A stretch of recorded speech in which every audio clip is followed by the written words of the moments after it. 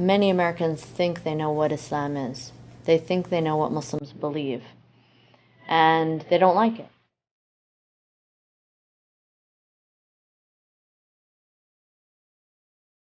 This is America. America is one nation under God with liberty and justice for all. We could take one road, which would be a very negative one, or we could go down a different road, which is to rise to the challenge of our times. When I grew up in my teens, I was 16, 17, I dreamed of coming to the United States. And one of the main problems I found out when I arrived here is this misperception of Americans about Islam and the Muslim world.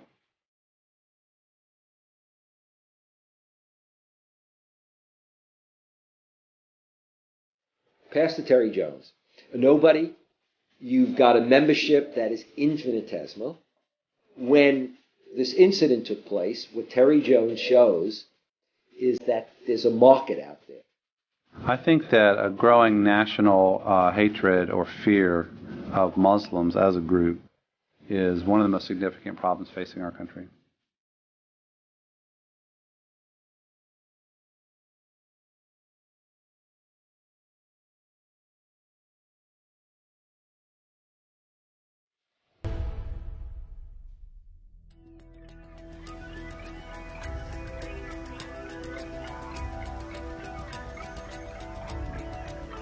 I came to the United States in 1996 to continue my educations.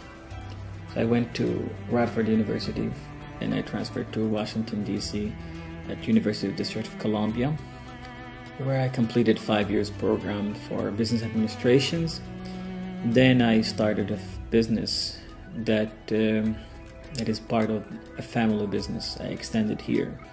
So I incorporated a company. And the company is for Moroccan interiors. We specialize in Moroccan architectural design and decoration for interiors. Adil Naji grew up in Fez, Morocco. Like many people around the world, he saw the United States as the land of opportunity, a place where he could see his dreams come true.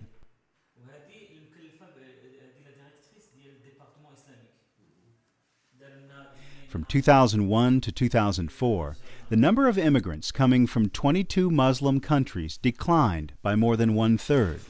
For students, tourists, and others from these countries, numbers were down by more than 1/2. But in 2006, the numbers began to dramatically rise. My dream is to come to the United States because I knew that I can do better. That's where we call it the land of opportunity. We dream. Movies, they make us dream. Books, they make us dream. When you read the Constitution of the United States, it makes you feel that you have a hope. You can do it. You can live, you can prosper, and you can share in a land of opportunity. And that's the dream was for me. There were some hardships every now and then, but with what I saw in the United States, what I learned, it prepared me to be strong. My family has been doing the same trade for 7 generations, and the one that we recall and we have data on that he's been doing this is my great-great-grandfather. He passed away in 1900. And we don't know when he was born. Then his son was... I was in Arlington, Virginia, and woke up at 8 o'clock. Then I heard there was a terrorist attack. Turned on the TV. The first tower is coming down. The second tower later was hit. Then we heard problems here in Washington, D.C. They might try. And then they said this is a terrorist attack. And all fingers were pointing to jihadists and Muslims, and I was afraid. It's a very interesting situation. One doesn't want to lose sight of the fact that even before 9/11. You certainly had strong issues and problems. You had Sam Huntington in a very influential piece talking about a clash of civilizations. You had political commentators and others who were writing about Islam as a political, cultural, and demographic threat that Muslims were growing in Europe and America. But 9/11 and post 9/11 increased those kinds of issues significantly. Other religious groups have been suspected of anti-American conspiracies in the past. In the 1920s, Roman Catholics were widely accused of being anti-democratic and of being loyal only to the Vatican. Jews also have been singled out as being disloyal. In many ways, today's anti-Muslim sentiment mirrors these dark chapters from America's past.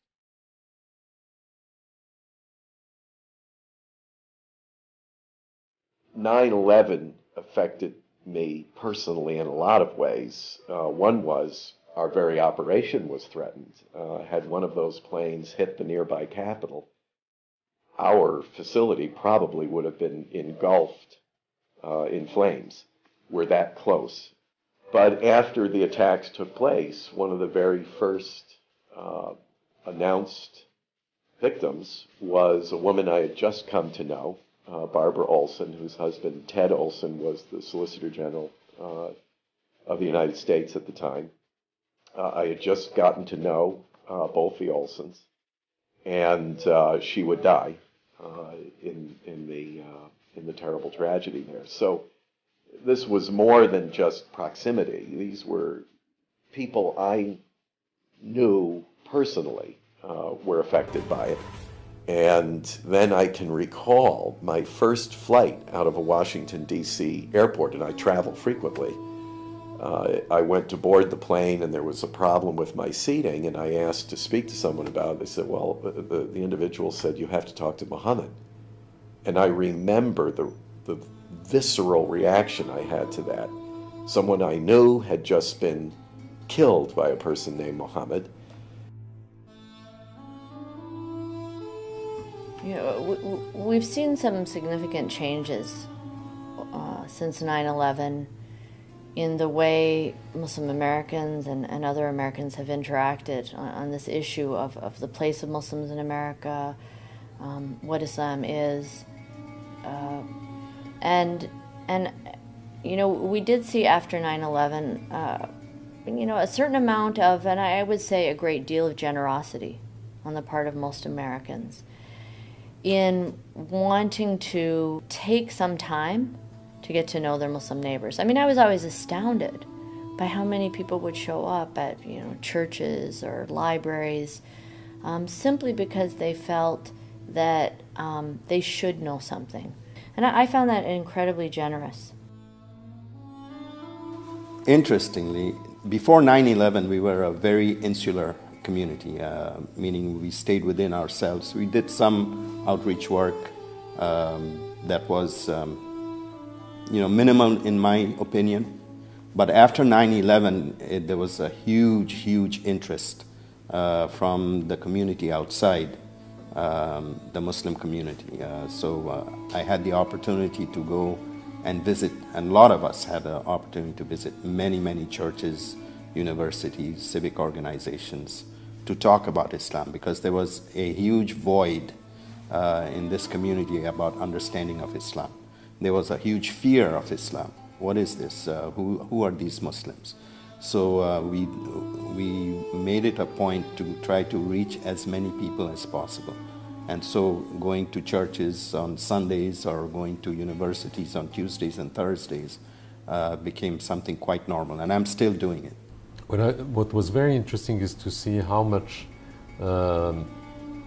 many people were interested in to learn about the Muslim world, to learn about the Arab world, and I found out that most of the universities, all the Arabic classes and the Muslim, the classes, the courses on Islam were totally booked and totally full in all universities. So there was a lot of There was a misperception, but also a lot of curiosity. I was a little concerned, like, okay, well, what if somebody comes to our mosque? And I knew that there was this fear of Muslims and this perception of Muslims that wasn't how I lived my life. And so it wasn't like a fear that, every time I came to the masjid, I was like, oh my gosh, something's going to happen. But, in the back of my head, it was like, okay, well, let's see. It was terrifying to learn that there were new amendments in the Constitution proposed, and there were some bills, and they're about increasing the security, especially monitoring Muslims and the Islamophobia, especially in Washington, D.C., Virginia, Maryland, because that's where where most of the government, all the government are based here, and you're living in 10 miles from the White House or less. So it was a fear, and we had to work with that fear. There's no doubt there has been a great impact of the events on Islam and the way Muslims are and so on and so forth. But in general, I don't know if the effect has been as profound as we thought they were going to be once upon a time. I still see Muslims that engage in the community at large. As a result of that, I still see Muslims that are not. I see Muslims that are more outgoing and liberal. I see others that have gone into more of a reclusive situation where they say, no, I'm still not, I don't trust what's going on. I still see Muslims involved in politics more than they were. I see others that say, no, I don't think I even vote, and I don't think it makes any difference anyway because the agendas are there. The Muslim life after September 11 in America has changed in certain way to the positive, to the right direction, in certain way to the negative. Yes, there have been attacks on Muslims. There have been cases of vandalism of mosques. There have been actual harassments of Muslims, or people saying Muslims should not belong to America or do not belong to America. Muslims should move out. There have been cases of preventing Muslims from building mosques. These are real issues. In February 2008, an Islamic center in Columbia, Tennessee was burned by 3 white supremacists, later convicted and sentenced to 14 years in prison. This incident was not the first attack against a Muslim community in a decade in which some kind of attack occurred somewhere in the country nearly every week.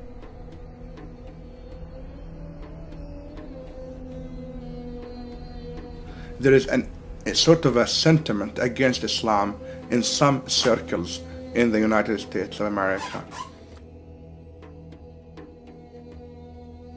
I think that a growing national hatred or fear of Muslims as a group is one of the most significant problems facing our country. It is far easier to mistreat people who you are determined are, by definition, a threat to the nation.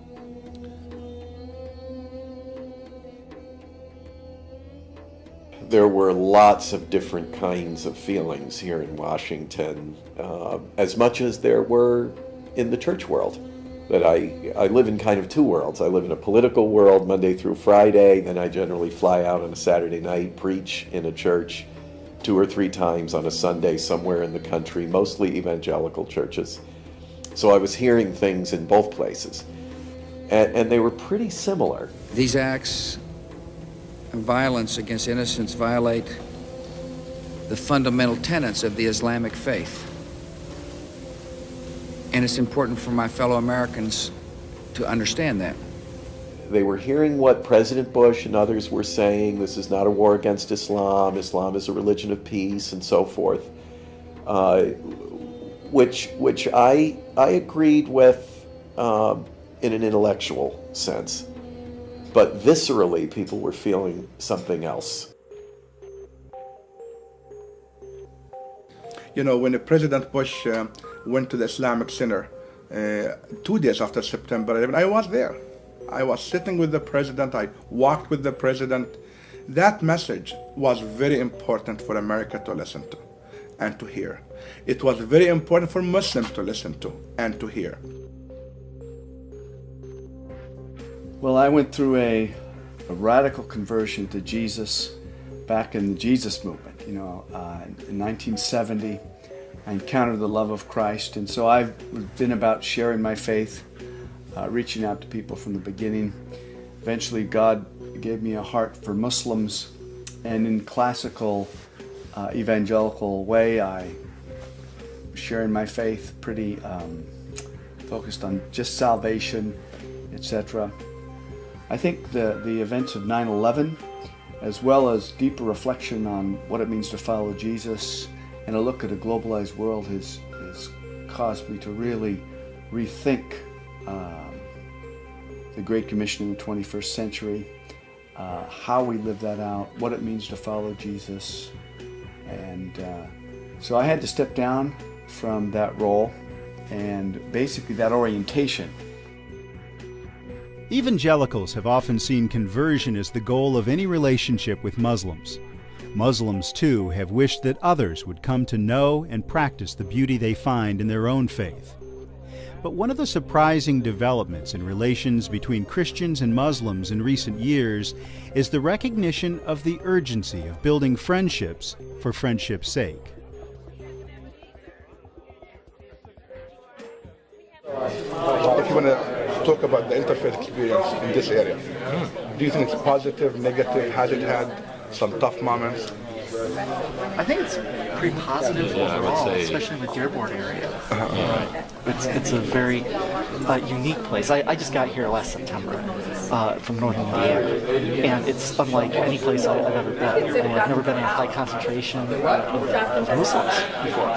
Dearborn's 40%. Yeah. And I have never seen a group of religious leaders work together like they do here.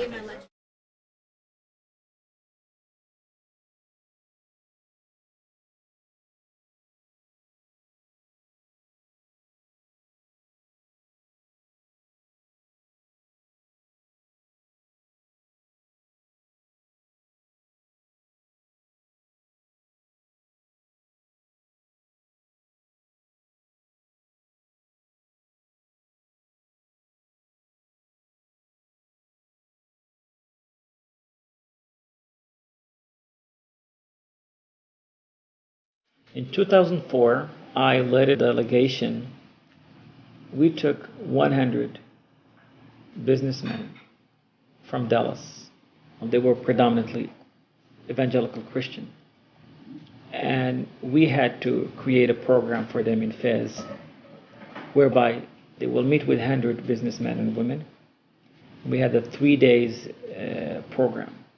One of these days were to plan to send or to match a businessman or woman from the state to a businessman and women from Morocco in Fez. And they had to spend the entire day together to experience how they can live together. And it was the next day they had to report about their experiences. When you bring together two people who have complete different ideologies, different religious background, different thinking, and you put them together, and in less than 24 hours, they start feeling like they're best friends. That was very, very touching. And when I see the tears in both Moroccans and Muslims and Christians, they said that we didn't know that Moroccans like that. We didn't know that we will be received in these people's houses, and we will be welcome to share food. In Morocco, we share food from the main plate. That means sense of unity. Families, they eat from one plate, and friends, they eat from one plate. So they experienced that as something very strange. They didn't have it before, and by the end of 7 days, that trip was one of the best trips they ever made, because Muslim country was outside of the radar, and they felt that they were more welcome in Morocco.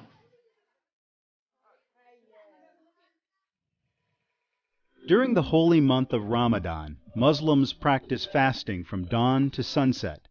In most Muslim countries, it's a time for rest and celebration with family and close friends.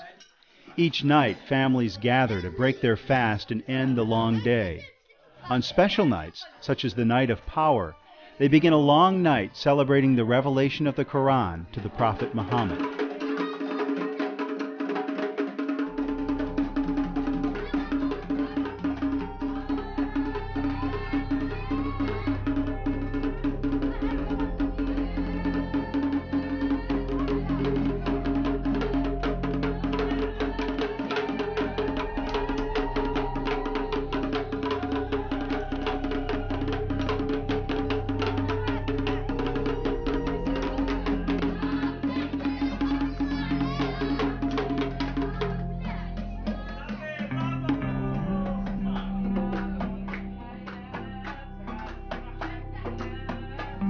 The personal relationships that I've built and that have been built with me by and with Muslims has affected everything about my perception of Muslims and Islam, even Islam as a religion, that big.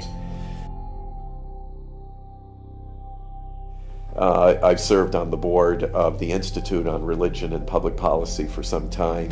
It was in my role as a board member of the Institute that I was asked to join a delegation in visiting Morocco, which of course is an Islamic country in North Africa. And I was asked to represent evangelicals because I am an evangelical, and I would be, I think, only one of two on that delegation. When I was first asked, I was really reticent to say yes because I'm almost embarrassed to admit it, but I was afraid to go on this delegation.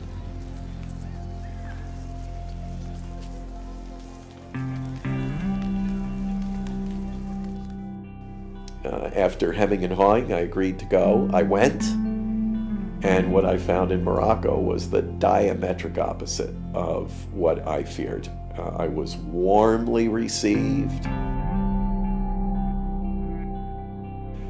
After that, it would become even more personal, because on a subsequent visit to that country, I would take my daughter, who a professional in her own right, a specialist in autism therapy, and she decided to stay in Morocco, specifically in the Sahara region, and teach there for a year.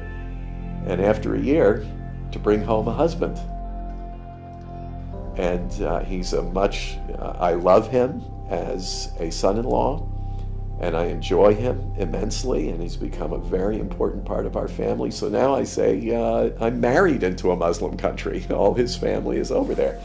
So all those things have been more than game changers. They have been life changers for me. We bring together Christians and Muslims, churches and mosques. We have what is called a Love Your Neighbor dinner. This is just one of many approaches we have to building bridges and getting Christians and Muslims together. The basic structure is the pastor shares about love of neighbor from a Christian perspective. The imam shares from an Islamic perspective. We have some Q&A and eat a meal together. In our case, first we went to a mosque, then they came to our church, and many churches are doing events like this. In our very first event, one of the Christians raised their hand and said, well, Imam Mahmoud, would you tell us, what can we do to work towards peace? And his answer was revolutionary. He says, read the gospel and obey it. And I was stunned in a good sense in realizing, I've never met a Muslim that has not respected and honored a true follower of Jesus. When I was at Walmart one night, and this happened quite recently, this veteran in a wheelchair came up to me, and for a second I was kind of apprehensive, like, what does a war veteran have to say to me, if he's been overseas, or if, he thinks something, he might have a wrong perception of Muslims. And he came up to me and he said, I'm glad that you cover. And I was like, what? Because I couldn't hear him properly, and I was just shocked. And he said, I'm glad that you cover. And I was like, thank you so much. I really appreciate that. And he said, because the Bible tells us to cover too. And I thought, wow, I was like, that's true. And I was like, and I really appreciated him taking that time out to, let me know that. And so there are so many experiences, and I could go on and on. When people come to this beautiful country, like myself, they come into the land of freedom, the land of opportunity, the land that respects human dignity. Let me speak specifically about Muslims. We have so many doctors, engineers, hardworking people who really work very hard to provide education for their children, to improve the condition of their family. And they're here to participate in building America.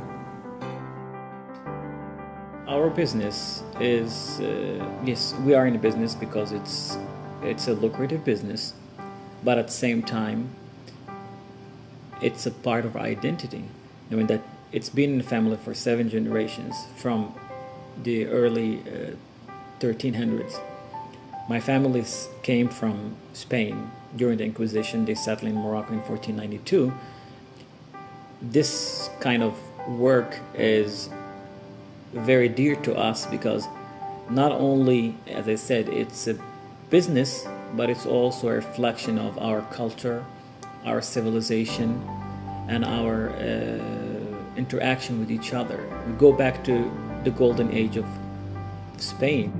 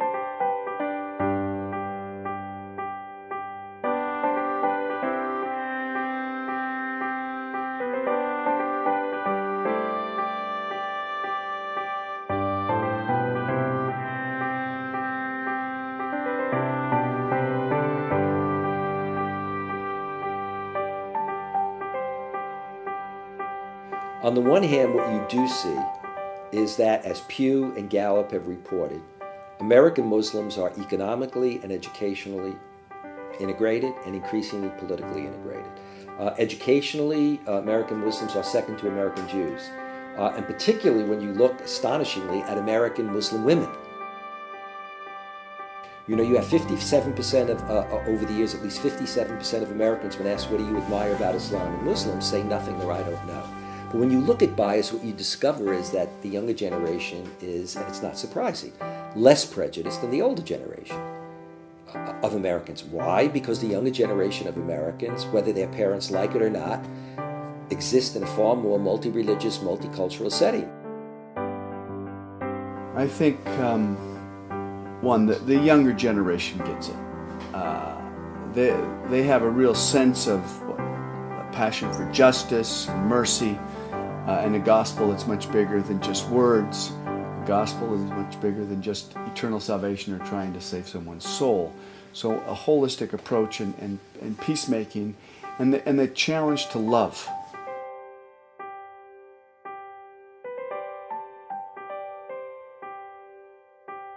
The 10 years that followed the 9/11 attacks saw new pressures on American Muslims. But these years also saw some remarkable successes. Despite a sense of suspicion on the part of a majority of Americans, Muslims made great strides toward integration into the fabric of American society. One of those strides was the election of the first Muslim member of Congress, Keith Ellison. To me, what's really beautiful about the election of Keith Ellison is that his religious faith was not an issue in the election. He was elected in a very politically progressive district for his progressive policies, but he never concealed his faith. People knew he was a Muslim. People knew he was a practicing Muslim. So he didn't have to somehow deny his faith in order to be elected, but the people judged him on the basis of his policies and principles. And I thought that was, that showed the best of America. That's the way things are supposed to be in our political process. The amazing thing about the election of Keith Ellison is that he was elected to a district that is not only Muslim. It had a powerful, strong Jewish community. And he was able to reach out to them to say, listen, I'm American, and you are a part of my community too. That's a part of the public outreach of American Muslims, that we don't speak for Muslims alone. We don't speak for Islam alone. We speak for America too. We speak and stand up for Jews too and for Christians too. At the end of the day, the public square of America is for us too, and we care about it too. So Keith Ellison was able to demonstrate that in the best way possible, that I am an American for America, including Muslim, including Jewish, including non-Muslim. That's for me what brought Keith Ellison to the House. But with greater integration, some communities saw greater challenges. And what does it say to the people who feel that they are very much part of our society? I think that's a real issue. I think it was Time Magazine gave a wonderful example of a physician, I believe it was in the Midwest, who suddenly discovered when they wanted to build a small mosque in his community, and he is perfectly integrated. His patients came from a cross-section, etc. Suddenly he goes to a meeting, and he suddenly is faced with people whom he knows, who he has a relationship with, and who come and realizing what they think of his religion and what the implications of that are. I think that can be pretty difficult to deal with. As a Muslim, I believe that Moses didn't have it easy. Jesus didn't have it easy. Muhammad didn't have it easy. What makes us think that we can have it easy? We have to work on it, to build understanding and build bridges and to be patient. Human are human. In this complex and sometimes heated context, people went about practicing their faith. I look at hijab as complete freedom, because I wasn't told that you have to wear this or that this is something that you have to do, otherwise you're going to be, disowned or, So this was a personal decision that I made that I wanted to start covering. And since then, I've realized so much that it's God's commandment because it's a protection. And you see that, in your everyday life. And I remember very vividly in 7th or 8th grade, I was sitting in a classroom and it was some off time or something. And so there was a group of people and we were sitting and talking, and there was a boy who was judging the girls based on their chest size. And I was just like, oh my goodness. And then he came to me and he was like, well, we can't tell because she's covered. And I was like, thank God, because it's so empowering for a woman to be judged based on what she says and how she acts, rather than what she looks like and what she's displaying of herself. Since when was freedom defined by how little our clothes are?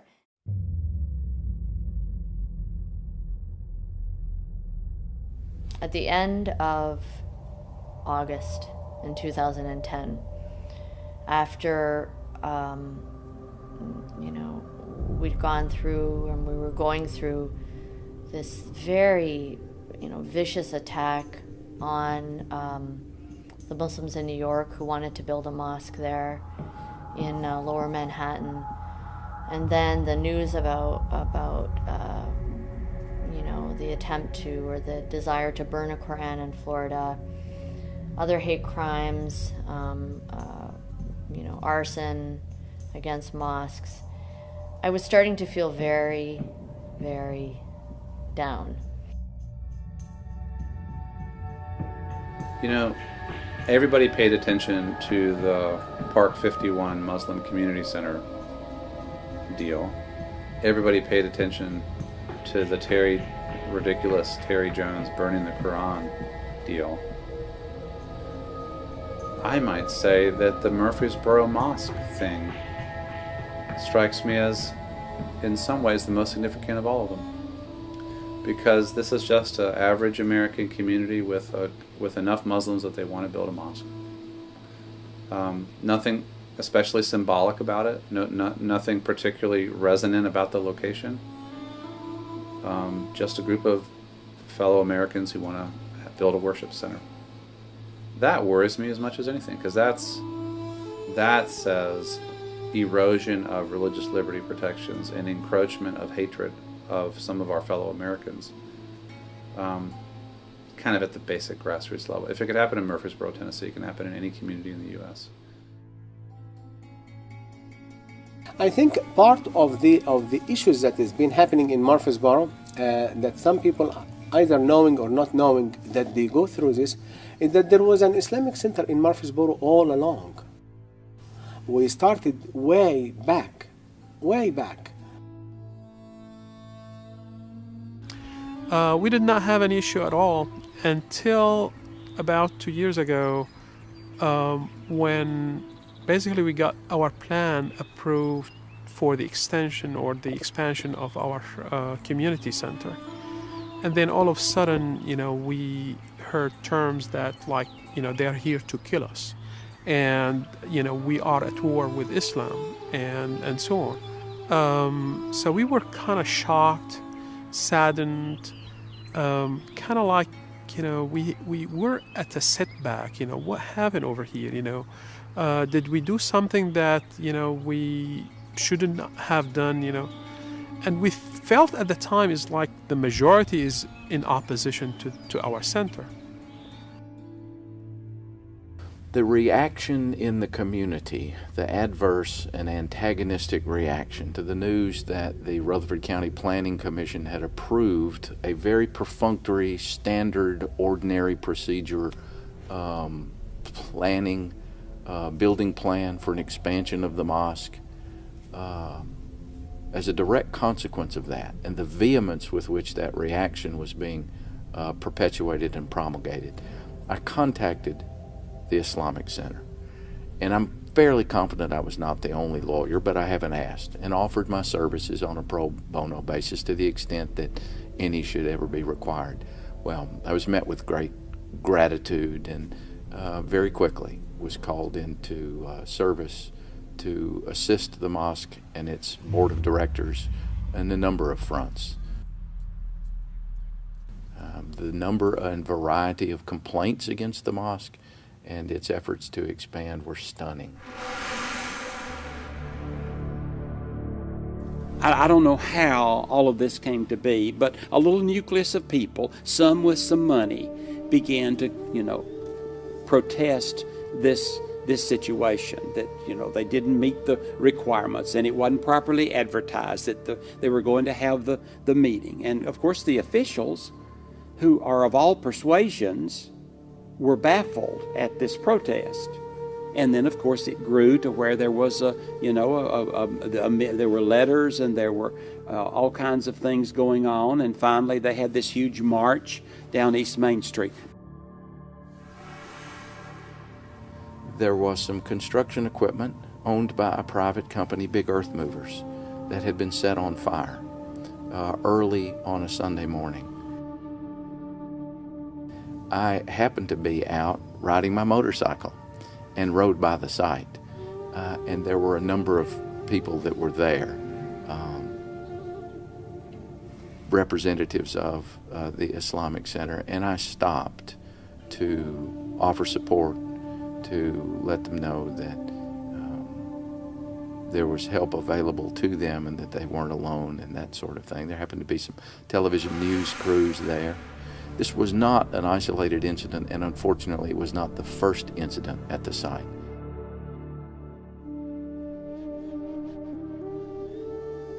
It was clear that a fire had been set, and that fire was on the equipment or near the equipment, but it was the message that came through the media was clearly, we don't want you here, don't continue this project. And then, like the second day after the arson, I was here with CNN crew and with ABC crew, and all of a sudden we heard gunshots. And it was like, you know, several gunshots coming from one side and several gunshots coming from another side. You know, we called the sheriff departments and they came in force, and, you know, they basically confirmed from the neighbors that they heard gunshots. So there was a shift from feeling so welcomed and so liked and loved by the society to just the opposite, or at least it appeared this way in the beginning. And there is always a reaction to every action. So the other reaction to this, a much bigger number of people, supporters in Murfreesboro.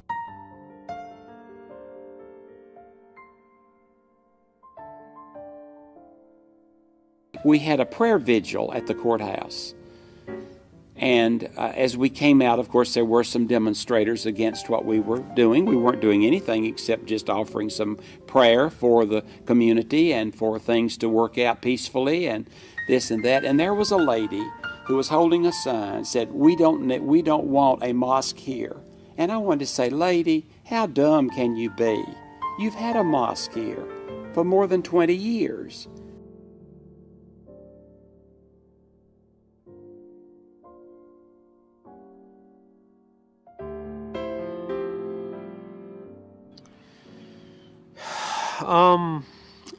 I wish I could say that it was a period that passed without much effect.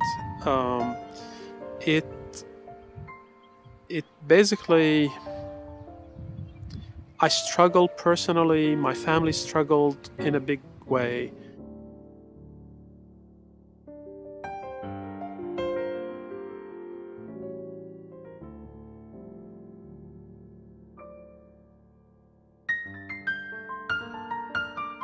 The people that I come in contact with professionally and personally, and I've had countless occasions in which people have said, thank you so much, John, for your letters to the newspaper, for your appearances on television, for your willingness to stand up for what's right. We just are aghast at how our Islamic community is being treated. My response to that is always, thank you very much, but I'm just one. Join me. If you are angry about this, let people know that you're angry.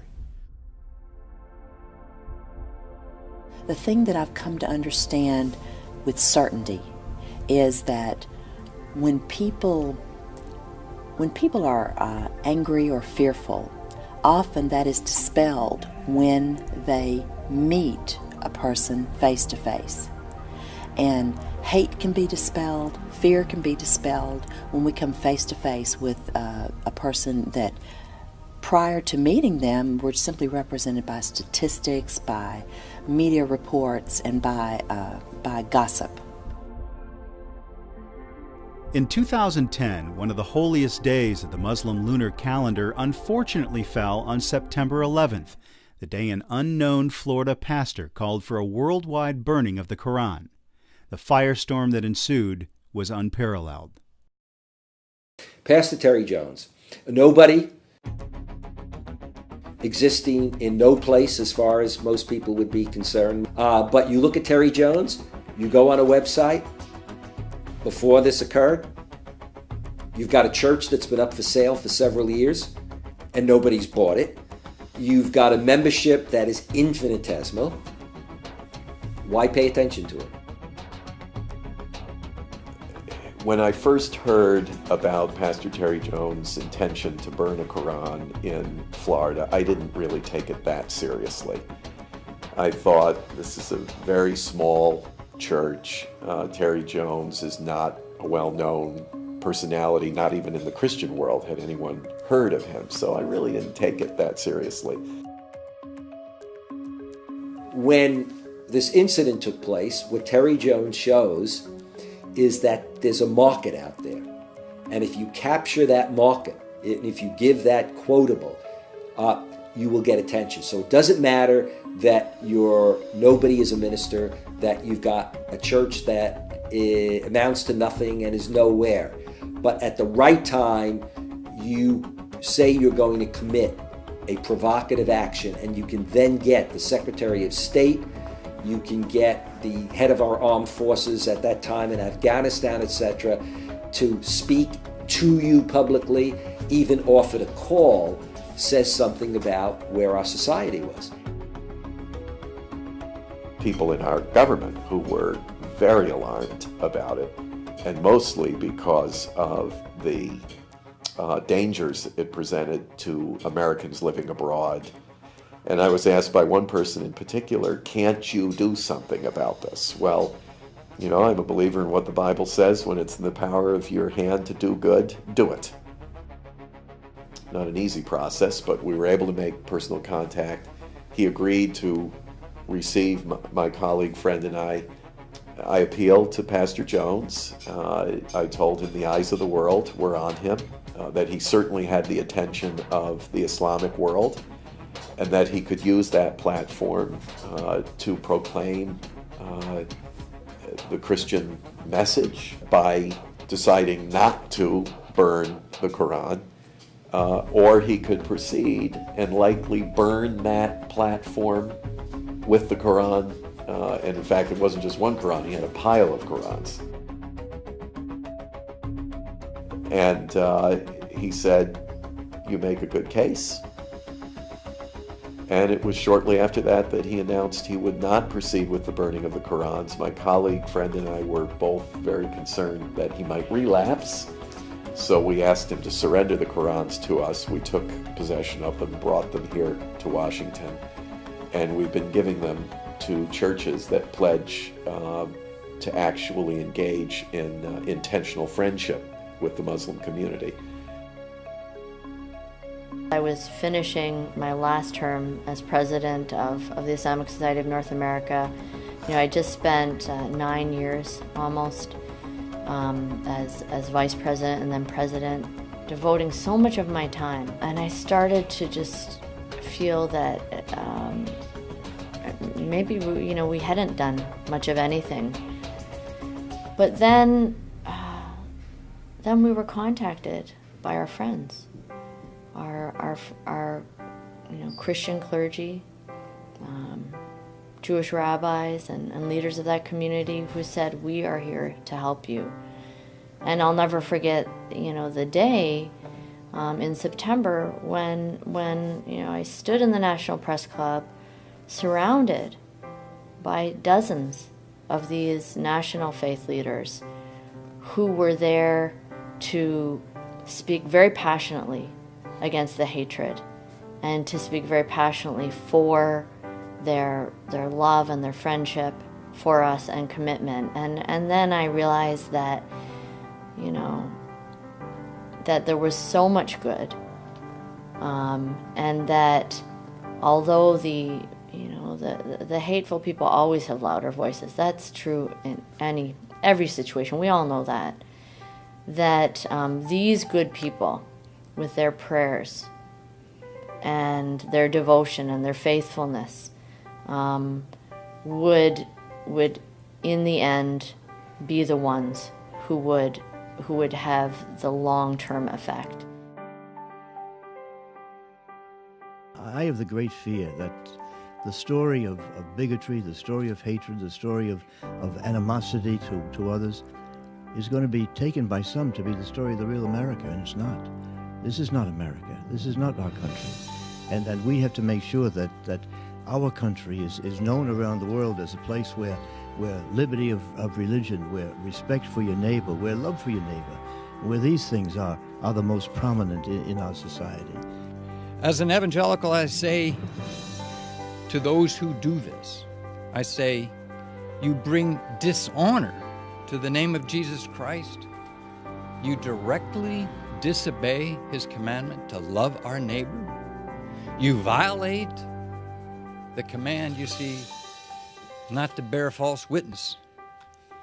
And not least of all, you drive the watching world further away from any interest in our gospel message. Lastly, let me say one more thing. Watch out for so casually trampling on the religious liberty of others. You may be able to do that when you are the majority. But if you undermine liberty for other people's children today, your own children may one day see their religious liberties deprived from them. And the principles that protect Muslims today here in this country will protect Christians, Jews, and others tomorrow. And that's what makes this a great, great country.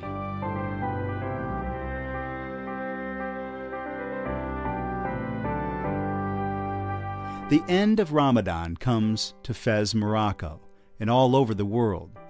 A new day begins with the hope that the future will be better than the past. We could take one road, which would be a very negative one, or we could go down a different road, which is to rise to the challenge of our times. But there's a way to rise above the conflict and contempt and fear and hatred. And the challenge is for us to do that as Christians, so we can meet the challenge of our time. So while we're here, and while the Islamic presence is growing and our contact with Muslims is becoming much closer and more frequent, we can meet that challenge as Christians in dialogue and in friendship, as we do all other peoples.